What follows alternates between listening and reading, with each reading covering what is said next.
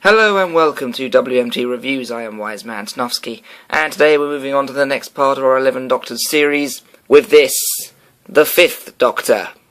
Now we'll get the fluff out of the way nice and quickly. The Fifth Doctor was portrayed by Peter Davison, and his time in the show ran from 1982 to 1984, starting with the episode Castra Valva, and ending with the episode The Caves of Androzani. And this Doctor was my first ever Doctor. The first episode of Doctor Who I ever watched was a Peter Davison episode, and I immediately decided, absolutely loved him, he was great. I believe that episode was Earthshock, if I remember rightly. Now, the Fifth Doctor was more mild-mannered and more timid than his previous incarnations, no longer really aspiring to be the hero. He had a tendency more often to empower his companions by teaching them what they would need to know in order to save the day. And while he, distracted his enemies by the fact that he was the Doctor and they considered him to be the primary threat. And a lot of people think it was the sheer violence of his previous death that taught him to take the back seat more often rather than being at the head of any confrontation. Coming in and having a look at the head sculpt, you can see it's a perfect representation of the very boyish and young look of the Fifth Doctor. It's very, very screen accurate, and the hair is nicely detailed as well.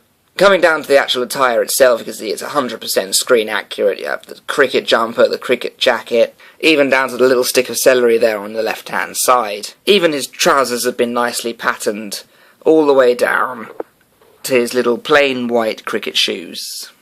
Very nice indeed. In terms of accessories, the Fifth Doctor is supplied with his sonic screwdriver, which is more or less exactly the same as the Fourth Doctor's, and I don't think it really makes much sense for him to have this, because the Fifth Doctor really didn't use the sonic screwdriver as much as previous or later incarnations. It's kind of pointless, but it's very nicely moulded, and it fits perfectly into his right hand. Now, in terms of posability, the head will go left and right, unlike previous figures. The arms, as usual, will go all the way around. There's a swivel of the bicep, there's a bend at the elbow, the wrists will swivel. No waist posability, but the legs will go forwards a bit, and then bump into the coattails as they go back. The swivel in the thigh doesn't move. There's a bend at the knee, and no posability in the feet. So with the posability being very basic, I think this figure's winning quality is the sheer detail that's gone into the costume, and I think it's been pulled off absolutely fantastically. And for that, I'm going to award the Fifth Doctor a resounding 8 on the Orsometer. It's a fantastic figure, it's beautifully detailed, and it's of a fantastic character. I've been Wise Man Tanofsky, this has been WMT Reviews, thank you very much for watching.